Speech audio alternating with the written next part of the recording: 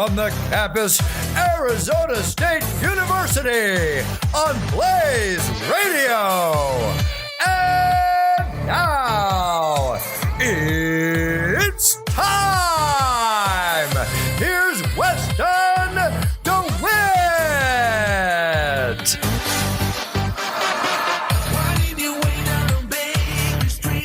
Ha-ha! Yes! Welcome into the latest edition of the Weston DeWitt Show with Eliav Gabay here on Blaze Radio and streaming live on BlazeRadioOnline.com. It is November 13th, 2017. December is near. Thanksgiving is almost here. Good time of year. Harley, you're out. He's in the house today. Eliav Gabay, how you doing today, man? You doing good? Was your weekend good? It was fantastic. Got to cover ASU versus UCLA at the Rose Bowl. That's right. So that was very exciting and a very fun game. Pac-12 After Dark won some more, but UCLA pulling that one through. Those Pac-12 After Dark games are something else, man. Oh, yeah. Always. Good job calling the game, buddy. I got to give you that. Good job. You and Braden Bell, both good job calling the game. We got a whole slew of items to get to today. Bunch of NBA news and notes to talk about. Plus, Michael Bisping is going to fight on short notice in Shanghai. I mean, talk about a warrior. And mistake. Really? Oh, we'll get into that later. And then we got some NHL items to get to. Plus, we got an all ASU segment coming up, which is something we haven't really done normally before. But there's so much ASU athletic news to get into. We're going to get into that. But the first order of business is to get into the NFL. And it's going to be with the owner of the Dallas Cowboys. His name is Jerry Jones, and he is in the news because he just doesn't like Roger Goodell. Let's just put it very outly and bluntly. He just doesn't like him. So he's been calling for Roger Goodell's contract to be voided, and if there is a new contract, he wants it to be less guaranteed money, and he wants more incentives. So long story short, Jerry Jones, the owners, some of them get together, and some owners are agreeing with Jerry Jones, some aren't agreeing with Jerry Jones. But long story short, this is a crazy fiasco of a situation. Well, for those who need more detail on this, but just back in May, Jones and the rest of the owners unanimously agreed on Goodell's 5-year contract extension. Well, since May, Jones and Goodell have had their beef, and Jones has said that he thinks that the NFL's fortunes have, quote, significantly changed since May, and that's why this is happening. He hired David Boies, I believe that's how you say it, to block Goodell's contract, and he threatened to sue the league and owners. The contract would begin in 2019, and like you said, if it does go through, it would want at least include less guaranteed pay and more incentive tied to the league's financial performances. Now, I will agree with him in this point. Goodell gets paid too much. Oh, yeah. Way too much for being the worst commissioner in sports. That's a debate. Name a worse commissioner than Roger Goodell. Gary Bettman. How is it worse? When literally you don't make a right decision. I don't remember the last correct decision Goodell has made. He doesn't let the players be themselves. He doesn't let the media even talk to the players. When you have a guy like LeBron James who talks to the media almost every single day, and then a guy like Tom Brady who talks to them once a week for a quick minute, obviously not exactly a minute, but for such a short time, with all these people trying to talk to someone so big, that's part of a problem. Availability problems, players' happiness problems, the health problems. There's just so many issues that he's doing so incorrectly and so badly. I agree with you. So I don't think there's even a competition. No, I mean, I don't want to dispute what you're saying. I think Roger Goodell, as far as I'm concerned, he needs to get the heck out of the NFL. And his contract, way too much money. But, I said Gary Bettman just because of the way his approach with the NHL, now the media and players talking with the media. NHL guys are the most friendly guys you're ever going to meet on this planet, and they want to talk to the media. But at the same time, the way Gary Bettman has handled the Olympics situation and the expansion franchise with the Vegas Knights finally came to fruition after such a long, extended period of time. The Coyotes situation, I just think, I don't want to compare. I really don't want to sit here and compare the two. But I'm just saying that that's what we're doing. Both commissioners are just completely out of whack, in my opinion. Well, at least for Gary Bettman, at least he's trying to have some progress in his sport with the power play option, with the all-star option of what he's done to try and bring the sport to light. And I think the NHL has become more popular with the years. Yeah, while and the has. NFL has done the opposite. Of course, it's the NFL, so it's never going to be totally decimated as far as who watches and who loves it, because it's going to be there forever. But it's gone down in a big way. And that's, I think, a big part of that, is Roger Goodell. Yeah. Harley, how do you feel about this whole situation? I just think that Goodell made some, the last 2 years he came at arguably the two most renowned owners in the league in Robert Kraft, of course, with the whole Deflategate thing, Tom Brady, suspending him, and then Jerry Jones. So I think when you look at the owners in the league who have the most power, and you would come back to those two almost every single time. So I understand it. I think Jerry Jones is letting his emotions get the best of him right now. And I also think this has something to do with the fact that Ezekiel Elliott, this whole situation, he doesn't like. Yeah, that's what he's saying. He doesn't like. Yeah, he doesn't like the Ezekiel Elliott situation, who's out of the country now because he's suspended. But this is completely fueled by the Ezekiel Elliott situation. You said it emotionally. Nothing else, in my opinion, other than just that's it. No. I wouldn't say nothing else. Nothing else has been. Well, excuse me. Yeah, the protests. The protests as well. There's a lot that's going into it. I think that I do agree, though, that definitely part of it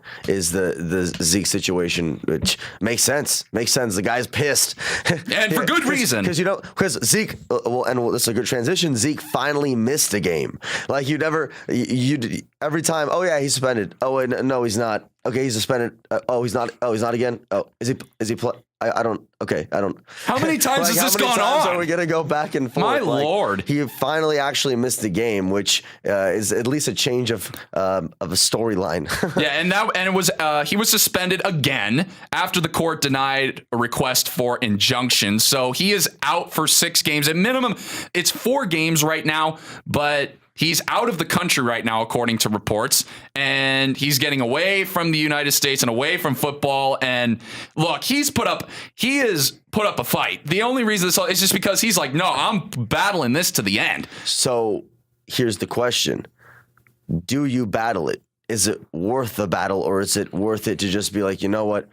I'll serve it, whatever. Let's move on here. What do you think is more worth it? Because, there are opinions that are saying, when you fight for it, you show like, no, this wasn't me. This is not what I did. I'm trying to fight for, my identity and my reputation, when you do that. But then the other side says, you know what? Is it even worth it? Just get it over with, serve your service, serve your sentence or whatever it is, and then move on. The same thing like with Deflategate. Tom Brady had to just give up. He had to give up and do it and then he served the suspension. He only got suspended for 4 games, and they went on to do great things for the rest of the season. And when he came back, they just went on to win the Super Bowl. So it doesn't matter.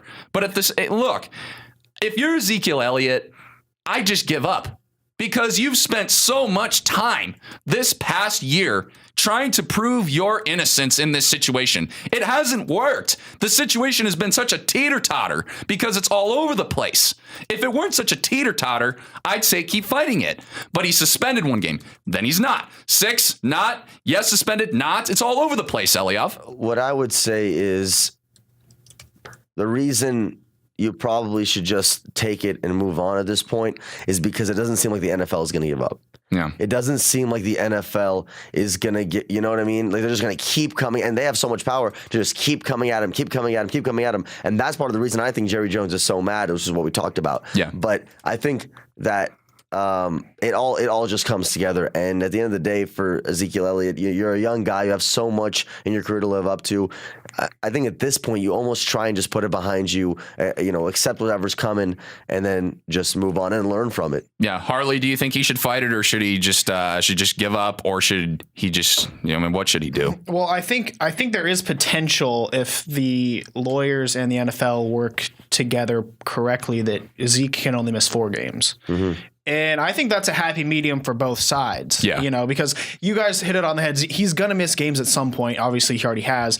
And the soonest he can go to court is December 1st. So he's going to miss at least 4 games. Wow. So, it is what it is at this point. But yeah, I think, and just the drama surrounding the team as a whole, it's been going on too long. Frankly, it would drag on into next year if he continues fighting it like he has been. Well, before next year, let's talk about this week. I was going to get into that. The Dallas Cowboys, the first game without Ezekiel Elliott. They got roundhoused by the Atlanta Falcons 27-7, thanks in large part because this dude, Adrian Claiborne, was looking like the second coming to DeMarcus Taylor with 6 sacks, and the left guard, the left tackle, I mean, he was a damn deer in the headlights all day long, and it just cost the Cowboys. The Cowboys got straight up obliterated. No running game without Ezekiel Elliott. Only 53 yards for Alfred Morris. Darren McFadden, we're all like, oh, Darren McFadden, a few years ago, he was a 1,000-yard rusher. Oh, remember what he did at Arkansas? Oh, blah, blah, blah, blah, blah. One carry for -2 yards, ladies and gentlemen. That speaks for it all. And Dak Prescott, 20 of 30 passing for 167 yards.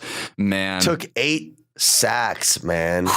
What are you supposed to do? Like you talk about not feeling safe at all, like not believing in your O-line or something.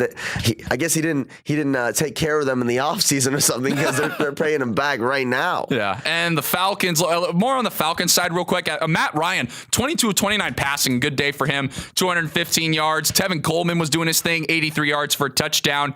Julio Jones, a subpar performance based on his level of stature for only 57 yards. Devontae Freeman going to be out next week because concussion protocol again. So he's been in, injury bug has bit him. Yeah. But as far as this Falcons team, I mean, they've been pretty disappointing for the most part this season. And thanks to that fourth quarter, they pulled this one through pretty comfortably. Even though they were pretty much on cruise control by that point, but still definitely putting that pad. And a big win. Of course, Zeke didn't play, so it's kind of, how much can you take from it. But at the same time, I mean, the Falcons needed this. They needed this. The Falcons have not looked good. And they're 5-4 right now. That's not what we expected the Falcons to be. We expected them to run away with the division almost. But real quick, back to the Cowboys before we move on to some other games. The Cowboys are 5-4 right now. And they got themselves a relatively large game, to say the least, next week on Sunday Night Football against the Eagles, who are scorching hot. If they can somehow beat the Eagles... And no Zeke, probably. I mean, can Morris and McFadden be able to get enough yards to put the pressure less on Dak Prescott? And by the way, you just need a left tackle. You can't allow 8 sacks. You just can't do it, Eliav. Yeah. I mean, simple as that. It's really simple as that. That was pretty much the story of the game. I think it's pretty clear when you look at what happened.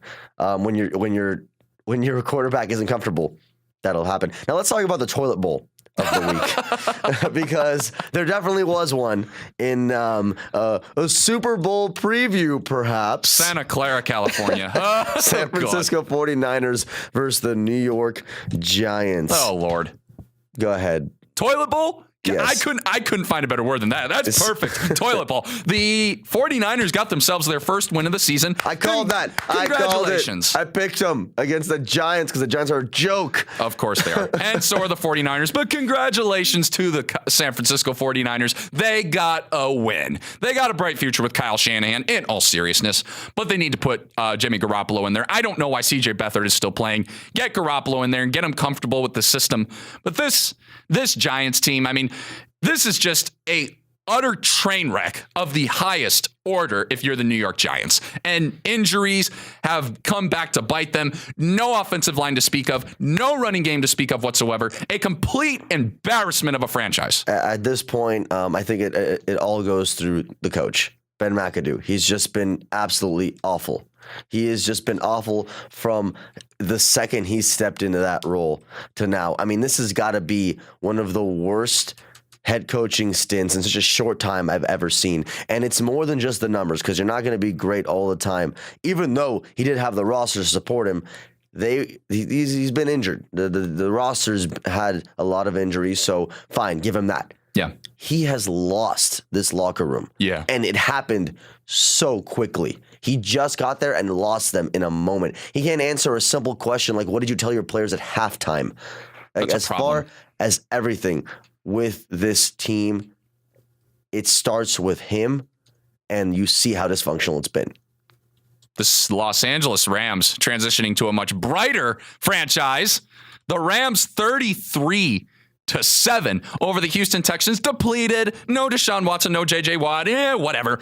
The Rams 7-2. Mr. Jared Goff. I mean, just talk about reassurance of the number one overall pick. Really looking like the number one overall pick. Talk about redemption. Coming out there and shutting the naysayers up, putting them to rest. What an unbelievable season this young man has had. He has taken the reins of this team and he's grabbed it by the horns and said, bump everybody. And I think you know what I mean. Yeah. Go, and we're going to go out there and we're going to beat your you-know-what. And we're going to do it confidently because we actually have a head coach now, prior to previous when you didn't.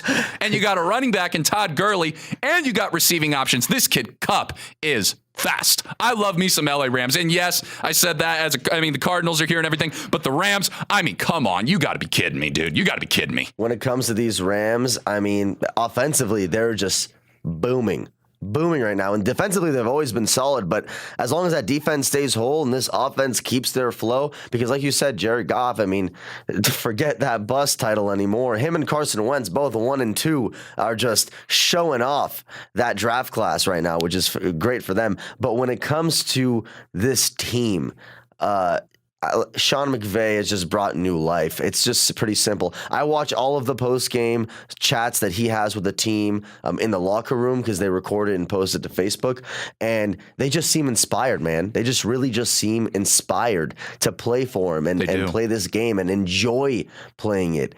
And if after all that stuff in the offseason with Aaron Donald, and man, this is a good sign, obviously, for the LA Rams because they have such a bright future. But right now, they're legit. Oh, yeah. They are legit, and it seems like they're here to stay. Jared Goff, he was NFC Offensive Player of the Week last week. He has a good chance to get it again this week. I mean, good on him and good on that team to really shut it down and the defense doing their job continuously, giving Jared Goff the confidence he needs. And then, of course, it doesn't hurt to have an all-purpose back like Todd Gurley by your side at all times whenever you need. But the most impressive thing for me with Jared Goff is that he is creating receivers. He's not just going to Watkins. He's not just going to Kupp. He's not just going to Woods. He's using everybody.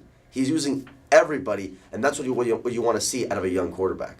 I have a comment to make and then a question for you, Eliav. You mentioned Jared Goff and Carson Wentz, 1 and 2 overall in the past draft. You think the Cleveland Browns are licking their chops right now? I mean, they need a quarterback, and they passed up on 2 quarterbacks. Yeah. Especially in that draft class where everyone had a ton of question marks about Goff, a ton of question marks about Wentz, and now look how they're both developing. Yeah. And then my question to you is, are the Rams legit NFC contenders? Not just in the West. They're going to win the West. End of discussion. We're not going to have that debate. Are they legit contenders in the entire NFC, Eliav? As of right now, I have no reason to say no. Same here. As of right now, I have no reason to say no. It's easy to say no because it's the Rams, they're young, they're this. But right now, this team has everything booming for them. They have, in my opinion, if not top 3, the best kicker in the league. Oh, yeah. In Zerline. I mean, he's automatic, pretty much.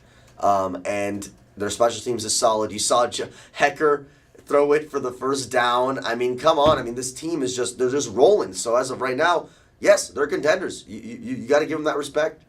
Ditto. The Arizona Cardinals are not contenders.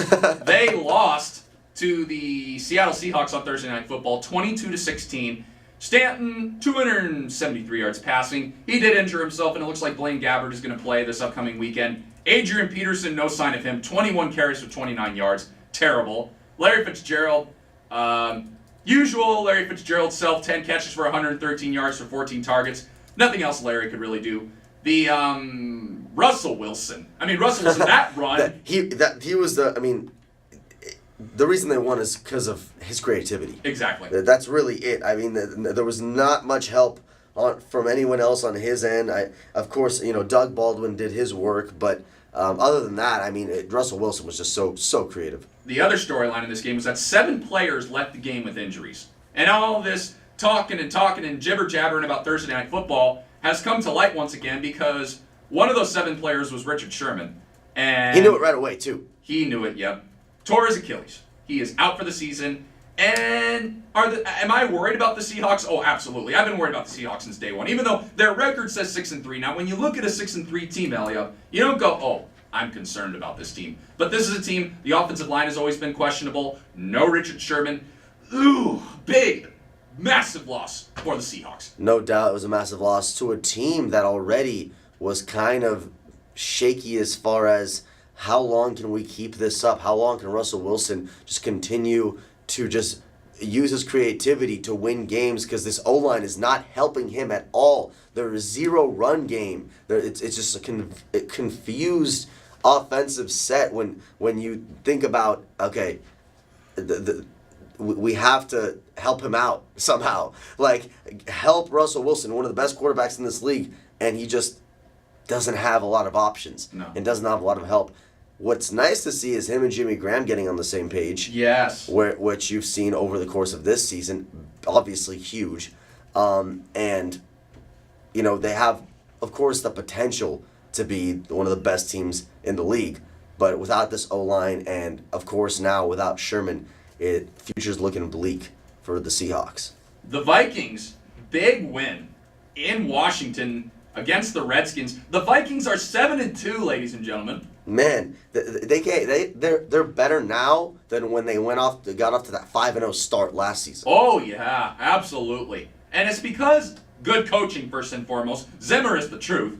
And even though their quarterback is Case Keenum and Sam Bradford, who balled out, by the way. And I don't want to disrespect Case Keenum, who did ball out. But he's not a box office quarterback, and he's never really been that kind of guy. He is always going to be one of the most solid second options in the league, backup quarterbacks. Good point. He's a veteran at this point. Essentially, he is solid week in and week out, consistently decent. That from a backup quarterback, that's okay. That's fine. Be consistently decent, and when you're consistently decent, you'll have a couple of those games like you did yesterday. And Tylen, 166 yards for a touchdown. I mean, that kid is unbelievable, along with Stephon Diggs and Kyle Rudolph. The defense has also been the signature for the Minnesota Vikings over the last few years. Right. Kendricks, Barr, Weatherly, Smith, Hunter, these guys are really, really good. And I'm really, really interested to see how the Vikings are going to stack up in the NFC against other teams, because if they get going and they get Teddy Bridgewater back, by the way, it was good to see him back, and they get him back healthy, and that offense stays healthy with that defense staying healthy with Zimmer, look out, NFL. Vikings are coming. Stop being a bonehead. It's time for Weston's Bonehead of the Week.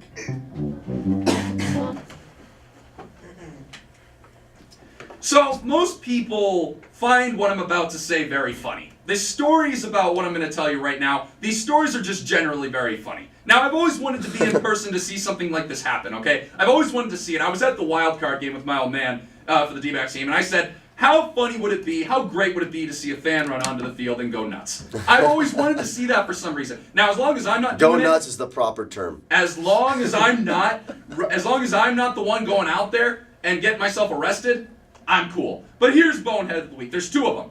Both of these guys, random fans, do not know their names, will never know. But one fan at the Stanford and Washington State game thought it would be funny to go on the field after a touchdown was scored by Washington State, and the young man drops his pants. And he has his underwear on, and that is all he is in the end zone, running around like a crazy college kid. And he was right, it was funny. It was actually very funny. And so... imagine how his parents feel. Oh my God. Just think about that. Oh my God. And so that's number 1. Is that our kid? I was watching the game. Number 2, another streaker. This time, he had no clothes on. And he was in Buffalo, and he was running around the field. I mean, this stuff never gets old. Seeing these kinds of streakers go on the field without clothes or without clothes, seeing what they do. Are they going to go up and touch a player? Are they going to do this, that, or the other? What are they going to do? And then that one tried to juke out the security guard, and he just got brought right down. Oh, Unbelievable. Those two guys, the Streakers, the Fan at Stanford and Washington State, and the Streaker at the Bills game, are this week's Boneheads of the Week. The Weston DeWitt Show with Eliav Gabay here on Blaze Radio and streaming live on BlazeRadioOnline.com. Great first segment, guys. We're going to come on back. We got an all ASU segment. Football, basketball, hockey, the whole bit. Stay tuned. You're listening to the Weston DeWitt Show with Eliav Gabay here on Blaze Radio and streaming live on BlazeRadioOnline.com. Don't go anywhere.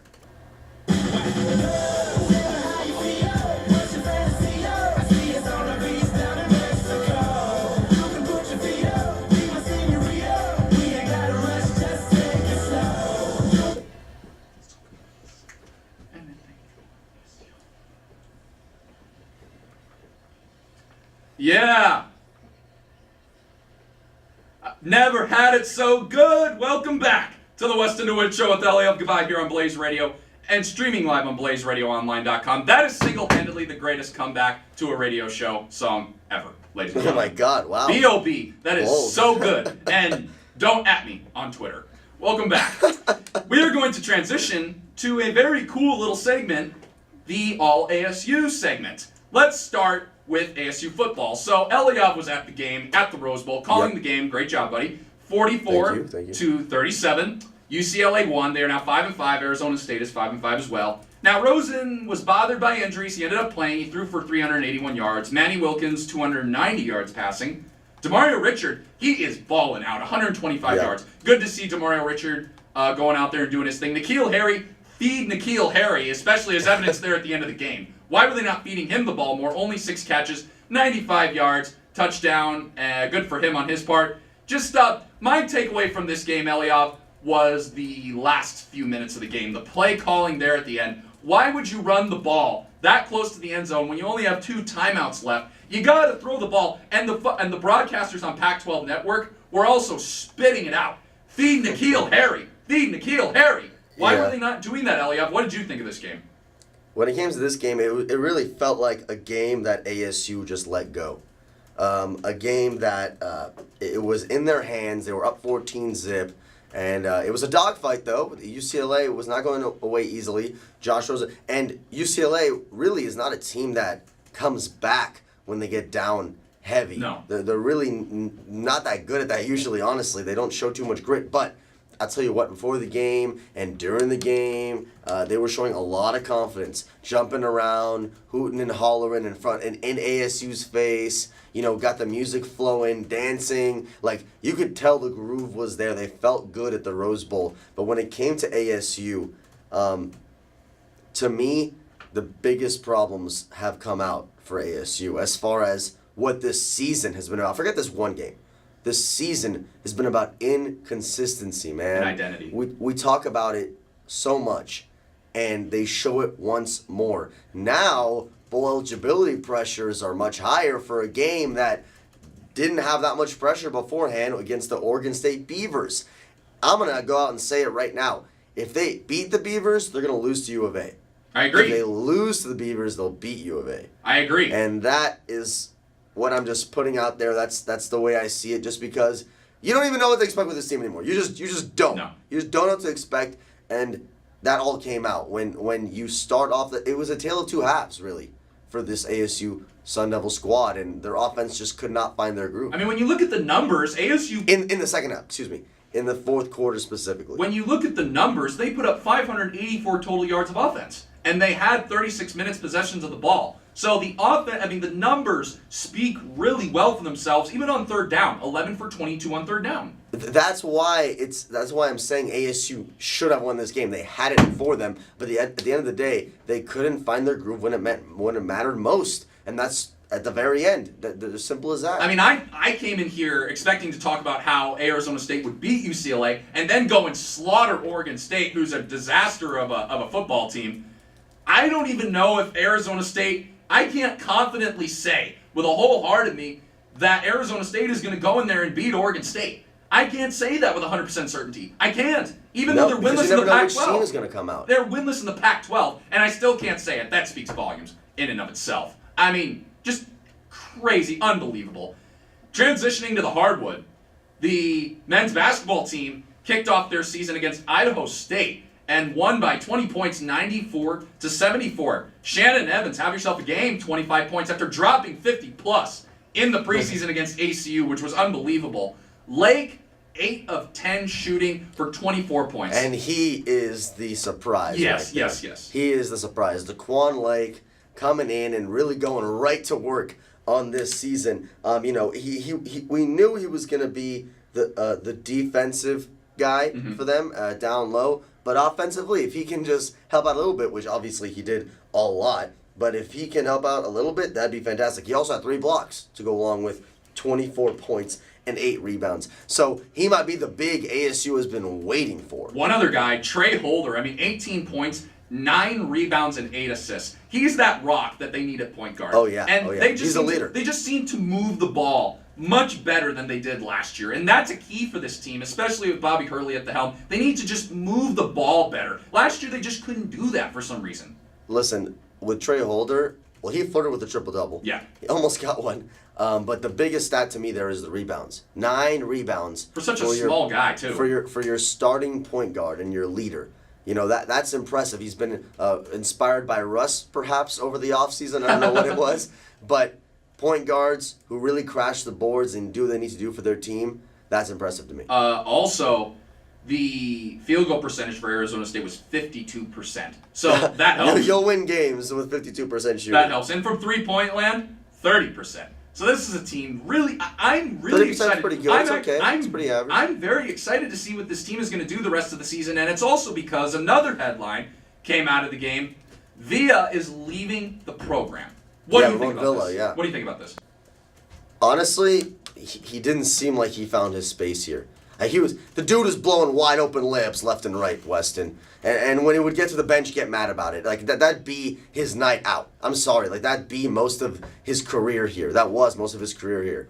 And it's as simple as that. He clearly was not finding his rhythm. Bobby Hurley was not putting him in the rotation. Of course, he would have been way more into it this year. But his complaint was lack of minutes. And that's fine. I understand the complaint, but at the end of the day, he didn't deserve those minutes. He didn't. And Bobby Hurley made a good decision not putting him in those times. I'd rather have Cody Justice out of his position in power forward than have Ramon Villa in. And that's it really comes down to that. You want to sit there and complain about your minutes? Well, when you score 2.6 points per game and you get 12 minutes per game, go somewhere else. Like, seriously. You're going to complain about your minutes, your minutes, 12 minutes, and you have 2 points per game? Really?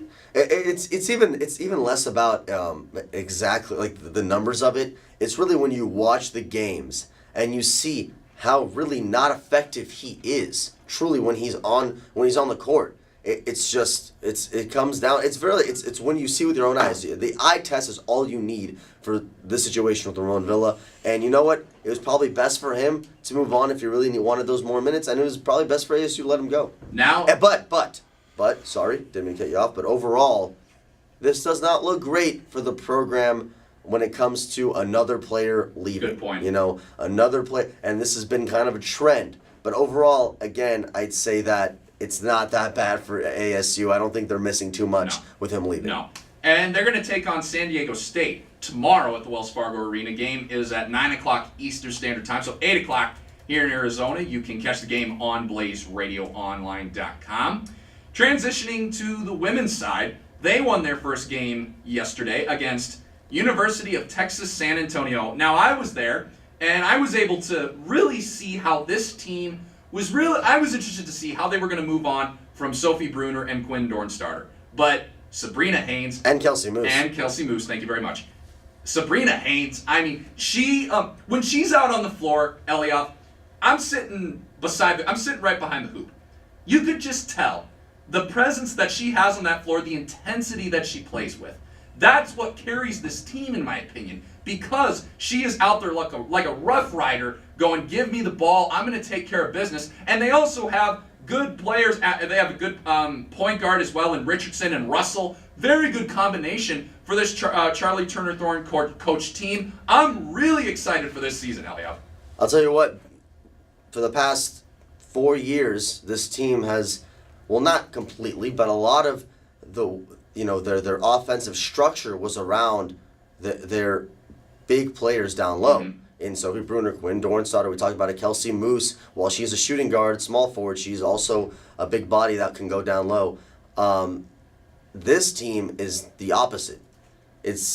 When you think of, like you already called them out. When you think about Sabrina Haynes, think about the guards on this team. It's interesting to see the difference in the game plan, kind of, and the difference in how they're going to run this game. But what you like to see is a player like Kiana Ibis coming in, getting her career high, 16 points, 9 rebounds. When we talked about how the big players that they've lost, and then the forward comes in and does something like that, that's really nice. Because you already know Riley Richardson's going to be there. You already know Sabrina Haynes is going to be there, and all the fire and the energy that she brings, like you mentioned.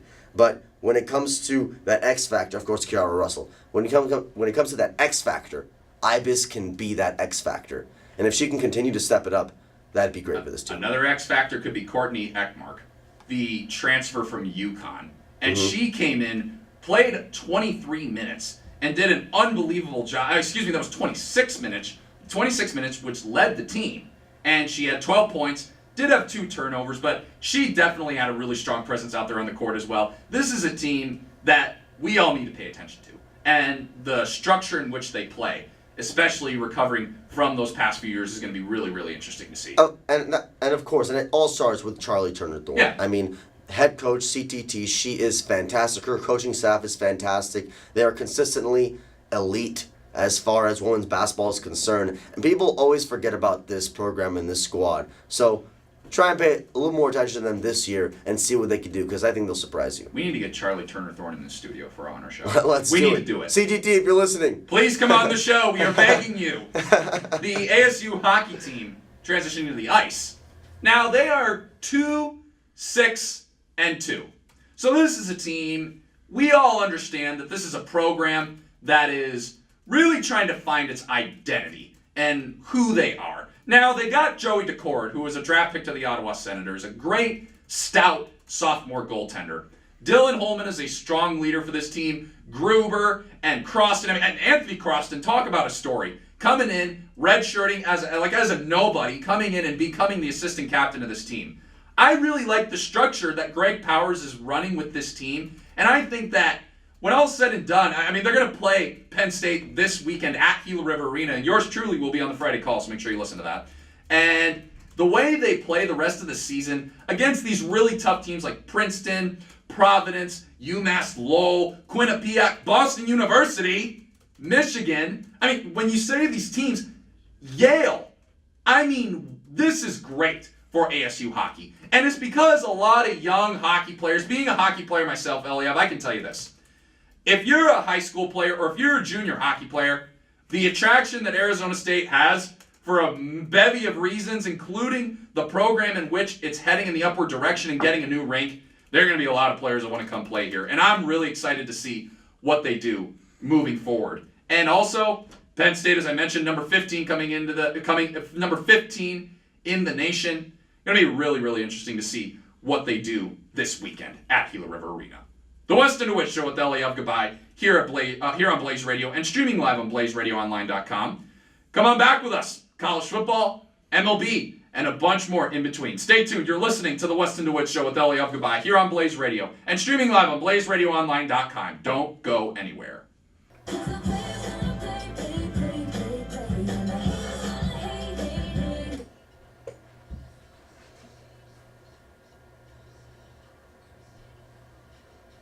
This is breaking news, ladies and gentlemen. Taylor Swift is going to begin her redemption tour here in Glendale on December 13th.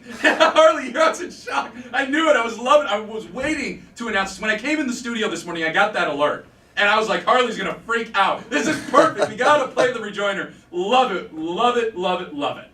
Welcome back to the Weston DeWitt Show with Eliav Gabay here on Blaze Radio and streaming live on BlazeRadioOnline.com. Thank you for starting your Monday off on a high note here with us, as you always do. Let's transition to some college football because madness has come. Upset alert, upset alert. Now, normally March Madness, I don't know why I use madness and football in the same sentence. I need to say that for college football. But Basketball. blah, blah, blah, blah, blah.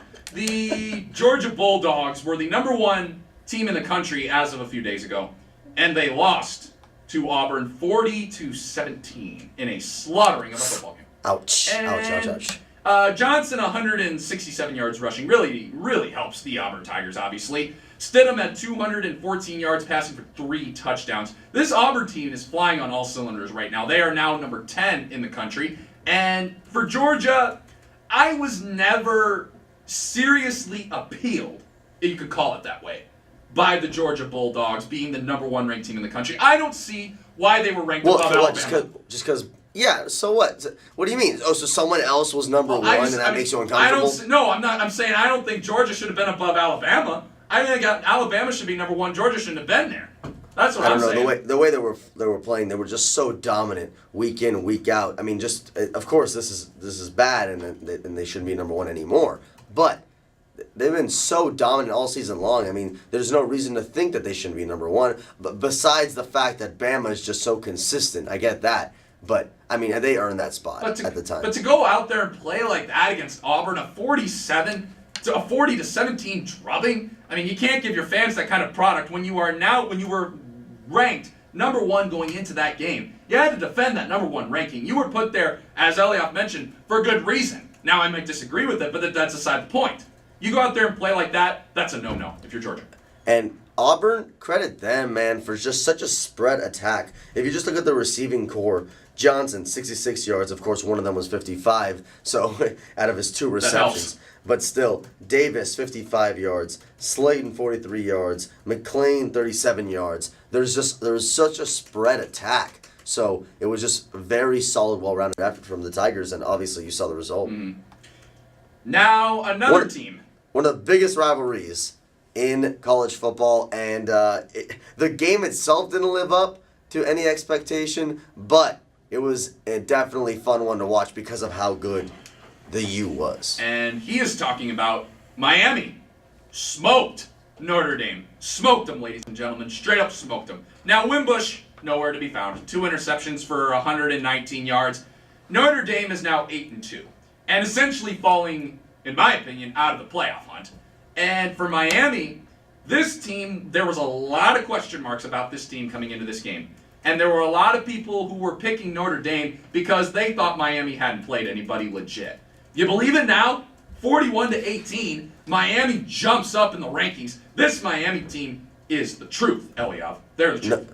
No doubt. And it comes with a team that, honestly, I think a lot of people like. A lot of people like when you think about this Miami Hurricane team. People like to see Miami succeed. They like to see this program do well, even though, everything it's gone through and everything and the history of Miami in football, of course. But people really do like to see this team succeed. I'm going to disagree with you, though. I don't think Notre Dame is completely out of the hunt due to this. I don't think, obviously, it hurts them big time in long term, but I think overall they're still in the hunt. They still have a chance to make the college football playoff. But wow, Hurricanes, way to impress, man. And we got to give some credit to Mark Richt, the head coach, because he came in there in 2016, went 9-4 after Al Golden spent 5 seasons with the team, and went 6-6, 7-5, 9-4, 6-7, and 8-5. So this is a franchise. We once looked at the Miami Hurricanes. Franchise. They're a college group, people. I misspoke. I apologize. And this is a team, a program that we looked at in the 90s as a powerhouse. We looked at them, they were like, this is a team that's going to make noise. 2000, 2001, 2002, under Larry Coker and Butch Davis. I mean, we looked at Miami as a powerhouse. We're looking at them at the same way right now. Kudos and love in every way, shape, and form to the Miami Hurricanes. The AP Top 10 released their newest playoff rankings. Now it reads as follows. Number 1 is Alabama. Number 2, the Miami Hurricanes, sliding way up there to number 2. Whoa, yeah. And the Oklahoma Sooners at number 3. As I mentioned last week, they are the truth. And number 4, Clemson. I would love this playoff to happen right here. This is what I want right here. Clemson at 4. Yes. You want them to stay there. And a rematch in the semifinals with Alabama. 3 straight years. Who wouldn't love that? I mean, I'd rather have it in the Natty if they can bump themselves up That's to 2. true. If they can find their way to the second spot. But yes, it's a fun one. And again, all these teams, I don't have too much to dispute. I mean, it's pretty much, even though the Hurricanes might be my only question mark. Yes, I know it was a huge win, huge win, and they deserve definitely a huge bump, probably to number 4, but straight to 2, a little bit too high for me. Transitioning to the Diamond, it is the official start of the Major League Baseball offseason, but the awards are coming down. So here are the award nominations as it pertains to the MVP and Cy Youngs. In the American League, we got Jose Altuve, the miniature dynamo, the second baseman for the World Series Miniature champion. dynamo. The World Series champion, Houston Astros. Aaron Judge, one of the Bronx Baby Bombers. Yeah. And Jose Ramirez, Mr. Versatile himself. Can we just cut to the chase? I mean, Altuve's going to win. No question. He better It's not a win. If debate. he doesn't win, there's a huge issue here. Yeah. I mean, I understand Judge, yes, the verdict is in. He's got the cover of the show. I get it. He's fantastic. Don't get me wrong. He will probably be MVP at one point in his career. But this is Altuve's year. No doubt. This is it. If he doesn't win, there's a big issue. In the National League, it is Joey Votto of the horrendous Cincinnati Reds, the Miami Marlins mega superstar, Mr. $300 million himself, Giancarlo Stanton, and Mr. Humble himself, Paul Goldschmidt. Now, are we just going to continuously act like the team's success has nothing to do with being MVP? You know, I'm glad you asked that question because this is when you look at these guys, the Reds, horrendous. The Miami Marlins, horrendous. The Arizona Diamondbacks, not so horrendous. So my first reaction was to look at and give it to Paul Goldschmidt. That was my first reaction. You talk about how did the team do? The Diamondbacks won the wild card game in thrilling fashion and lost in 3 games to the Dodgers. The Reds and the Marlins didn't even make the playoffs. So on one hand, I want to give it to Goldschmidt. But on the other hand, I gotta look at what Giancarlo Stanton did this year. And even though he was injured for some of the year, the way he came out with a vengeance, this guy really this year proved his value to that contract he signed. And that's why he's such a the biggest name by far this offseason that is already turning the rumor mill like crazy. But, wow. But at the end of the day, I'm giving it to Paul Goldschmidt. I'm giving it to Paul Goldschmidt because this team was not supposed to do anything ultimately this year. I agree. They were not. And he has been the leader for so long. Like you mentioned, humble, quiet leader, showing by example, doing his due diligence, doing his work. And I think this is finally the year where he deserves it. I agree. I'm going to go with Paul Goldschmidt because 297 batting average for Paul Goldschmidt, 36 home runs and 120 RBIs. And by the way, that 120 RBIs, that's not his career high. 125 back in 2013. This guy is a superstar of the highest order. And how lucky is Arizona to have him? Quiet, humble, great leader the Arizona Diamondbacks have. I'm going to roll with him to be the MVP. Looking at the rest of the awards, the Cy Youngs, in the American League, you got Kluber, Severino, and Sale. And in the National League, it's Kershaw, Scherzer, and Strasburg. Now I'm interested to see, because the NL is tough, but so is the AL here for Cy Young. Who you got? The AL... Let's see if we agree. I'm going to go with Chris Sale. Oh. Because I think that this guy transitioning to a new franchise, especially the Boston Red Sox, and how he was able to transition from Chicago to Boston, I thought was fantastic. A 17-8 record with a 2.90 ERA. I think he went out there. He was the ace of that Red Sox staff. And yes, the Red Sox didn't make past the Astros in the playoffs. I get it. I understand.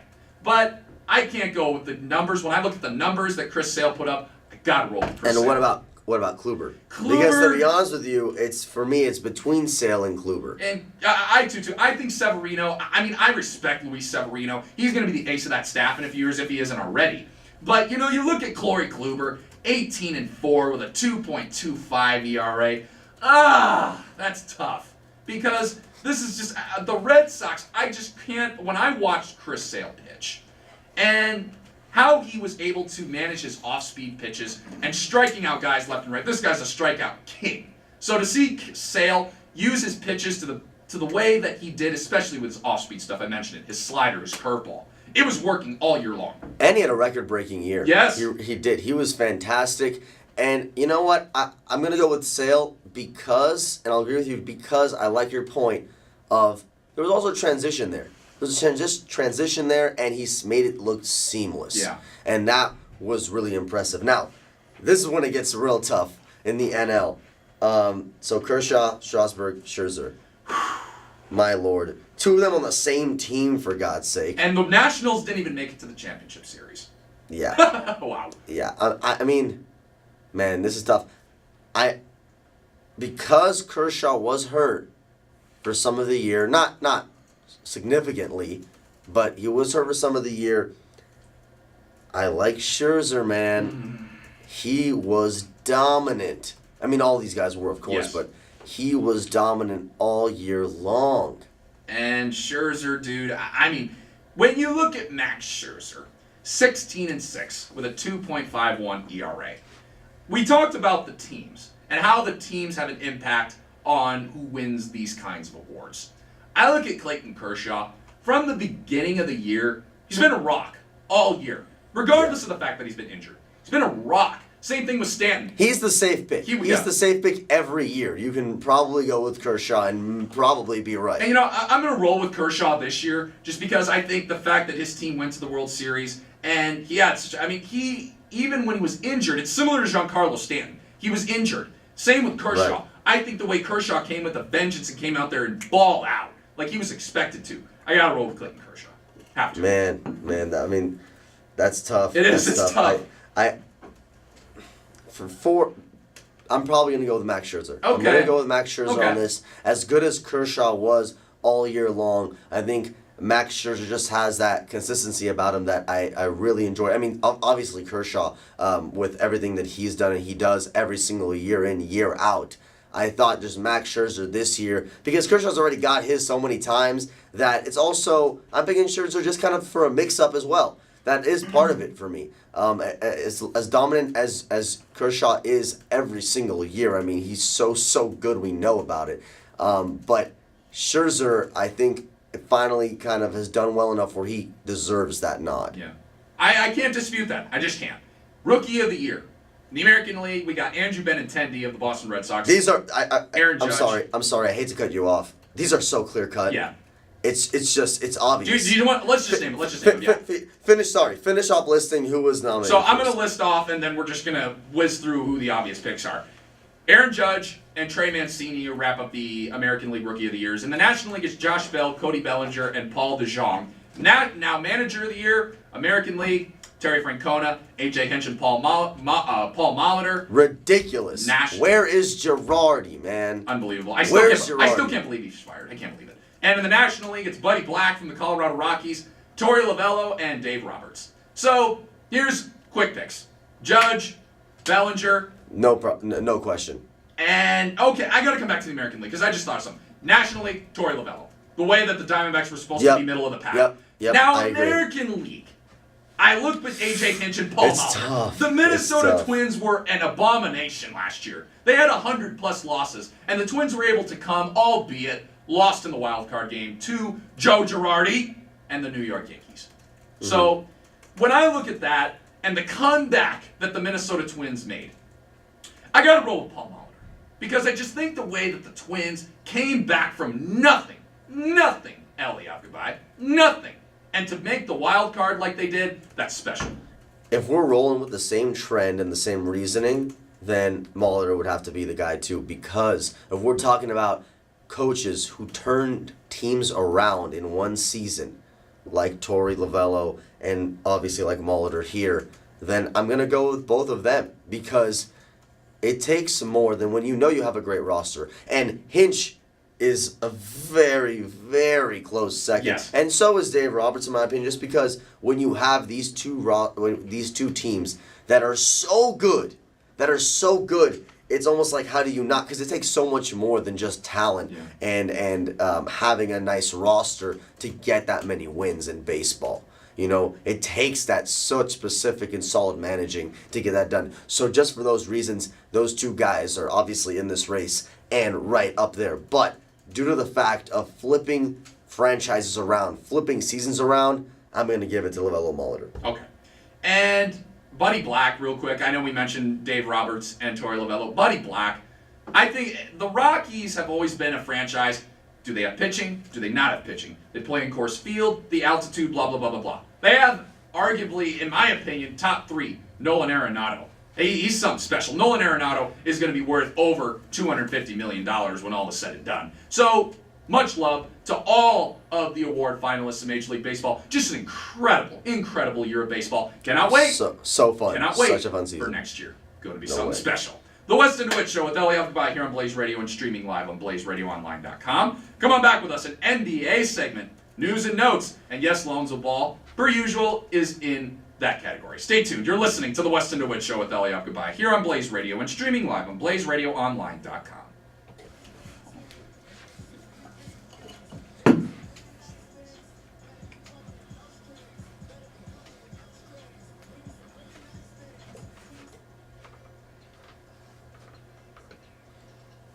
Nice dance moves, Chris Goodell, Assistant Sports Director in the studio, coming into the show. Welcome back to the Weston DeWitt Show with Eliav Gabay here on Blaze Radio and streaming live on BlazeRadioOnline.com.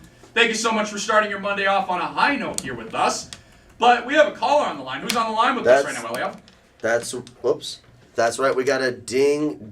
Oh. We got Ryan from Phoenix. Ryan in Phoenix, you're on the air with Weston DeWitt and Eliav Gabay. What's up, Ryan?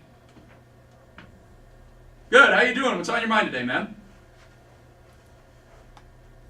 Oh, man. Let's hear it. What'd you think of that, man?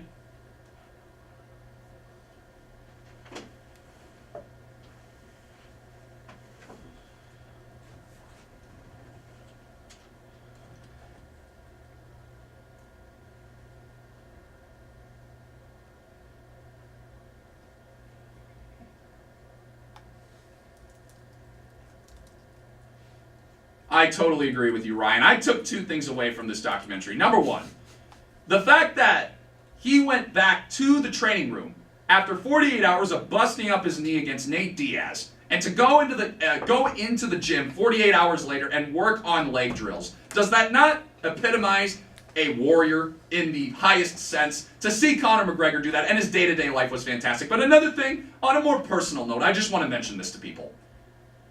To see his girlfriend being right by his side the entire time. You saw it, Ryan. She was everywhere. Wherever he was, she was there, being completely supportive of him. He's had the support system around him his entire life. He is worth every cent of dollars that he gets. He is box office. He is a superstar of the highest order, Ryan. And I think that this film epitomized that exactly just like that. Ryan, great phone call. Thanks for chiming in, buddy. Appreciate you. Talk to you again soon, okay?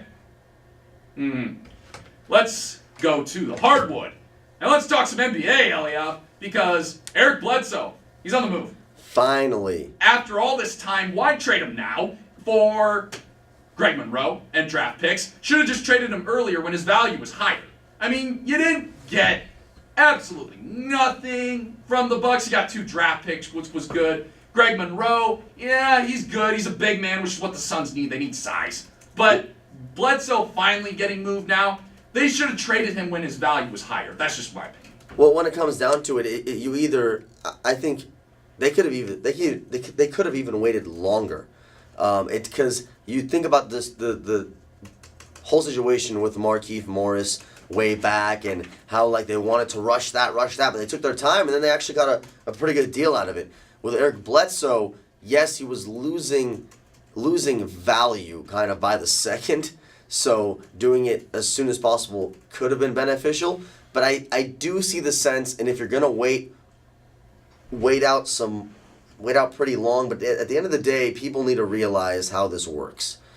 If you wait too long and the value, it just everyone knows that he doesn't want to be there and he's unhappy and he's not even playing for your team, then that's where like you said, that's where the value goes away. Yeah. And if you do it too early, you might miss out on something that might come along. But as of right now, the situation, I think that deal was better altogether than most people think when you look at the face value. Due to the fact that what we've been saying, his value has been going down. He is happy. You got Greg Monroe, who is a very serviceable center, who a lot of people need big men. So when teams need big men, you can use him as a piece of trade because he's not going to be on this team. He's not staying on the roster. No. Just trade it. for either future picks, trade it for a player who, a young player, who can benefit you with this roster, a player that fits with this roster. Right now, I think Greg Monroe is good enough to be a solid piece and a nice deal for the Phoenix Suns moving forward. I don't think this trade was nearly as bad as most people think when you think about the entire situation and the context of it. Lonzo Ball became the youngest player in NBA history, ladies and gentlemen, Passing LeBron. to post a triple-double. Now, a loss to the Milwaukee Bucks on Saturday, but good on Lonzo Ball. He's 20 years old. He's learning, Eliav. We say this every show. He's learning. This is what they need. This is what the Lakers organization needs. And to put yourself in company with names like LeBron James like that, I mean, that doesn't hurt at all, Eliav. Yeah. 19 points, 13 assists, and 11 rebounds. The thing I like most about that night, though, is after the game, he said, I don't give a blank about it, essentially. Yes. We didn't get the win. That's all he cares about. He doesn't care about himself. He doesn't care about his numbers. It doesn't matter to him as long as the team gets the win. And that's something that, especially with this new generation of players that seem to be all up in themselves, it's really refreshing to see a player that no matter what, I don't care. They didn't get the win, and that's all that matters to him. That stands out. Yes, absolutely. Oh, I'm so glad you brought that up because it just, the bulldog mentality. I don't care. Triple-double. I mean, most people would just be satisfied with a triple-double. But I mean, come on. It's for a rookie, 20 years old, Eliav. I'm 23. He's 3 years younger than me. And to go out there and have the composure that he has, and also segueing to something, the situation that happened with your brother. I mean, for you to keep your composure, that's something very special and something that stands out. Yeah, when he was asked about that, they said, my people are taking care of it. I'm fine. And, just staying focused, like you said, is pretty impressive. Yeah. And we mentioned his brother, LiAngelo Ball. So, he was arrested in China on shoplifting charges. Yes, you heard that right. So, there's this, when I saw the news, most people, the news broke when I was in class, and people were just laughing hysterically. They're like, oh, I cannot believe this is happening. I cannot believe that this has happened. But me, I put my head in my hand. I was like, this cannot be happening. Because you got a guy in LiAngelo Ball. He should know better than this. He just should. And I understand he's a kid. I get it. I understand. Be a young man, and when you're young, you do stupid things. Okay, ladies and gentlemen, just do it. But to do something like this in China, where sorry to get into the politics, ladies and gentlemen, but the economic system in China is very strict. It is very, very, very, very strict.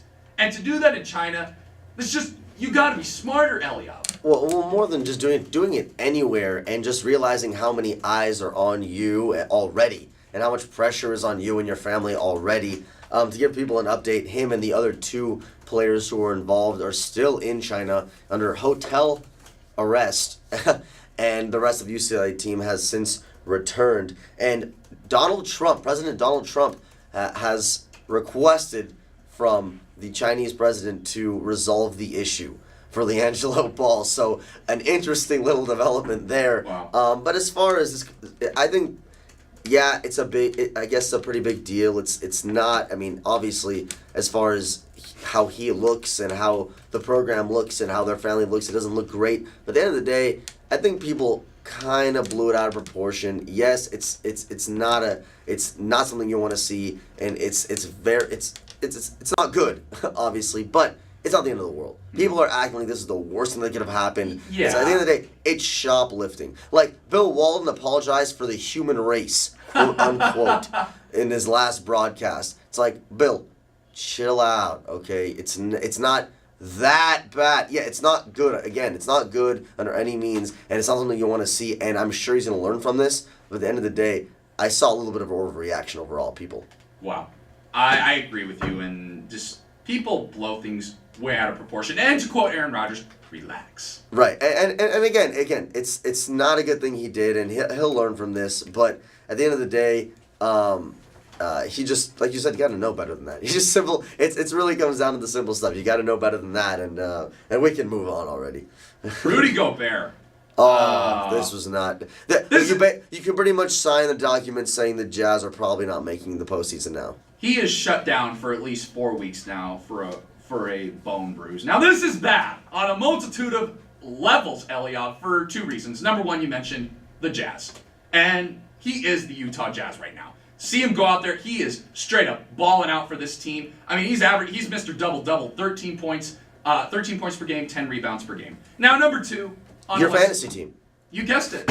My fantasy team is done. It's done, ladies and gentlemen. It's done. I mean, John Wall, okay. Yeah, I got Wiggins, yeah. But I mean, come on. Ah. Trade up for a center, bud. No. Who do I get? I mean, the basketball savant that you are, who do I go and get?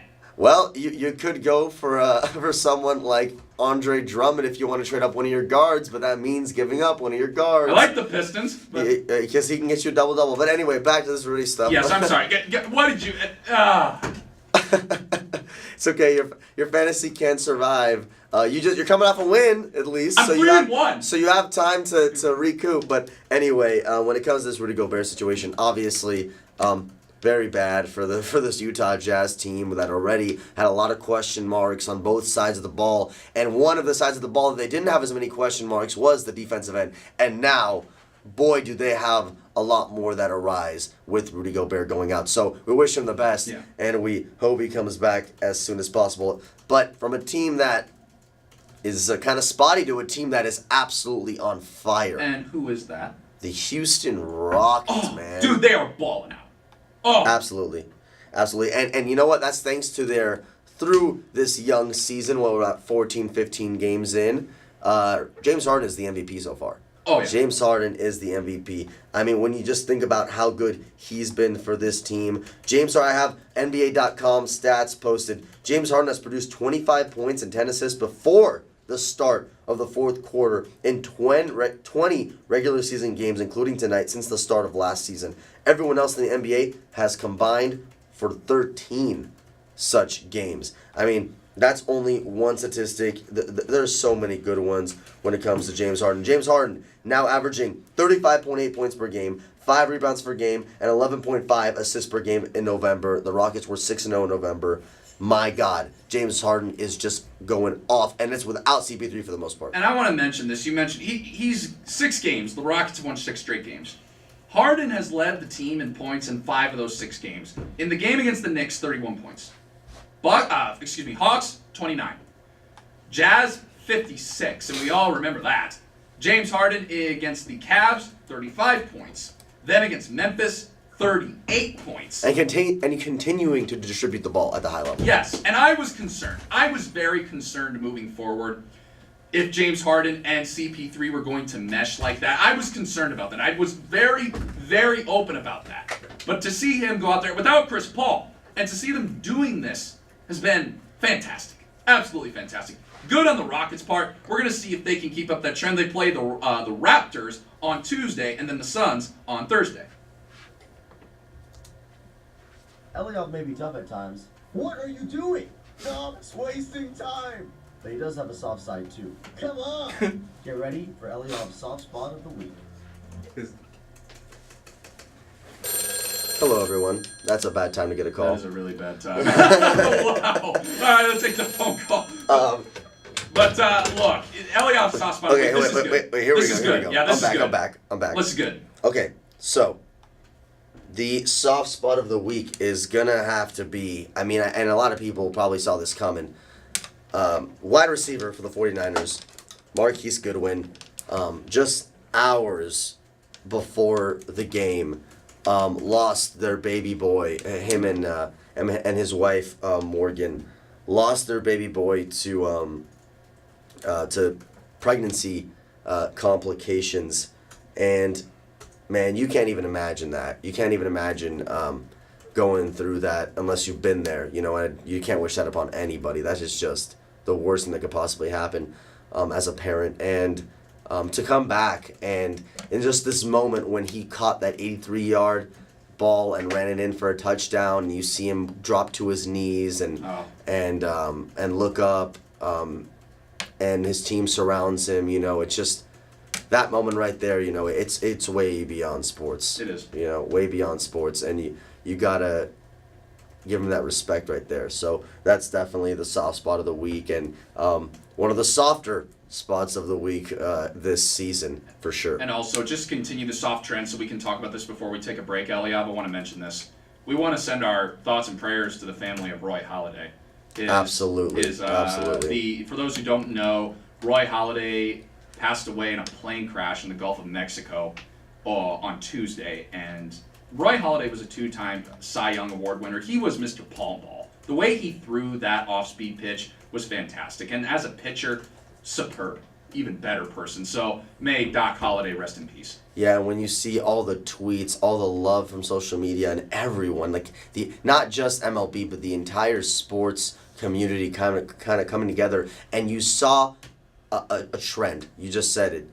You saw great player, better person, often from everybody, and that's what's most important here. That he was such a great person. Yeah.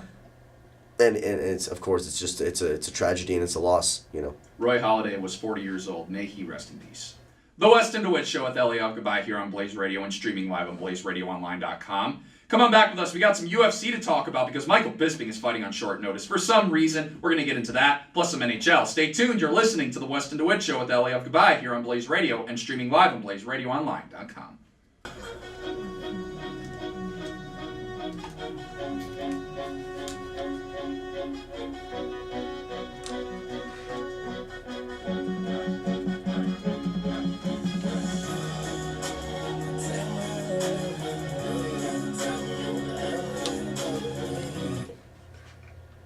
Right above it, great rejoiner. Welcome back to the Weston DeWitt Show with Eliav Gabay here on Blaze Radio and streaming live on BlazeRadioOnline.com. Thank you so much for starting your Monday off on a high note here with us here on Blaze Radio and BlazeRadioOnline.com. So this is a story, ladies and gentlemen. We're going to transition to the Octagon. This is a very, very interesting subject that we're about to talk about because we all remember that Michael Bisping got beat by George St. Pierre at UFC 217.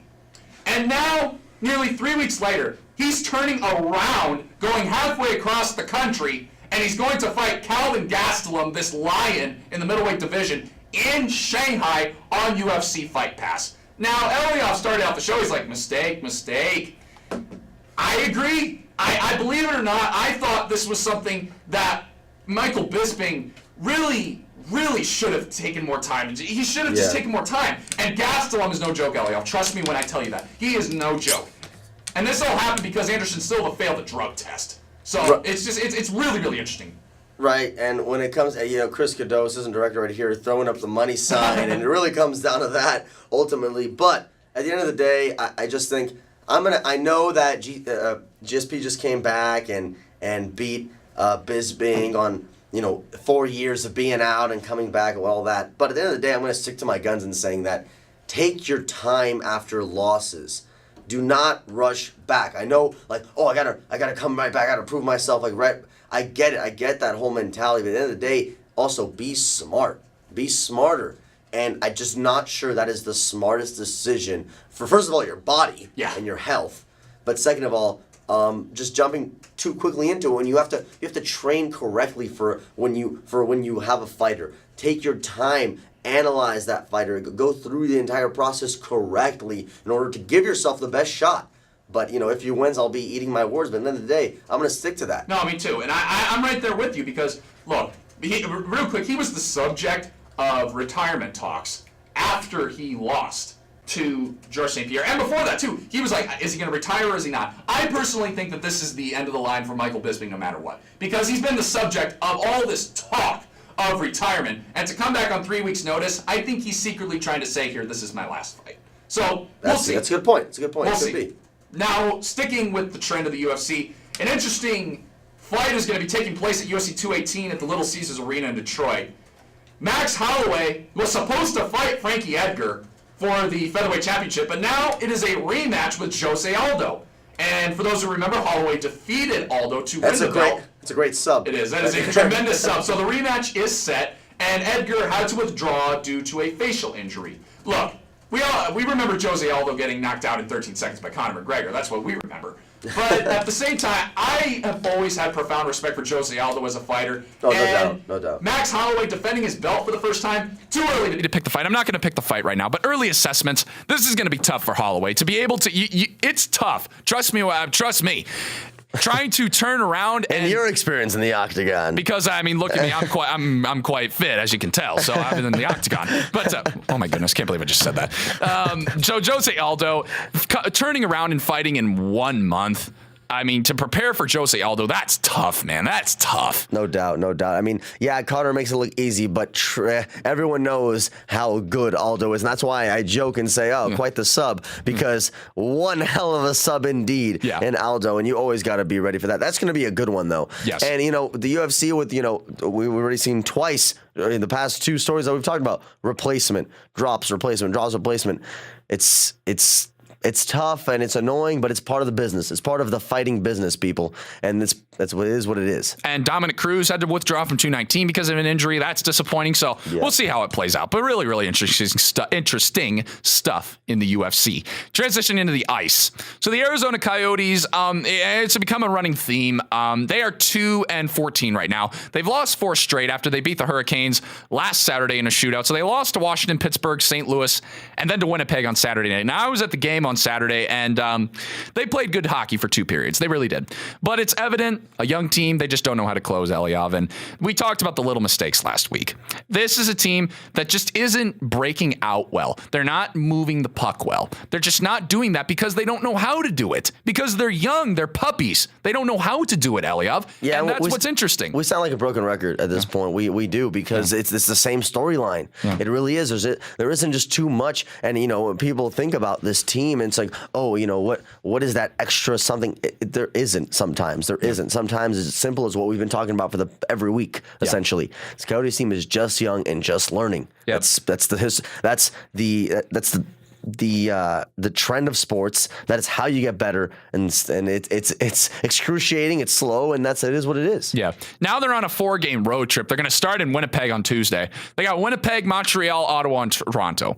Now, those 4 teams, the Canadian road trip. I mean, good luck. That's all I can say. Good luck. With a struggling team like this going to Canada to play those 4 teams, you're going to need all the help you can get.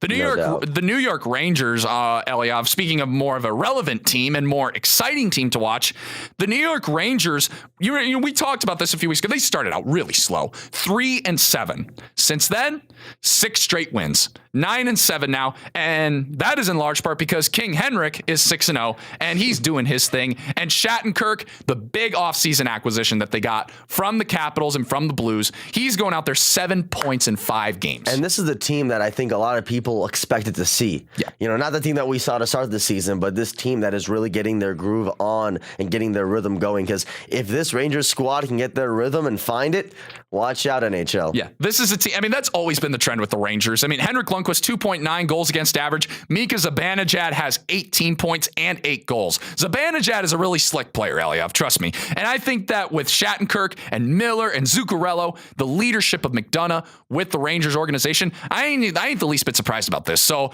good for the New York Rangers. I think they got a lot of great things to come, thanks in large part to King Henrik, Zibanejad, and the entire front office. Everything trending on Twitter, Instagram, Facebook, and more. Get ready for Harley's hot topics and social media. All right, so Tom Brady was the king of social media this week.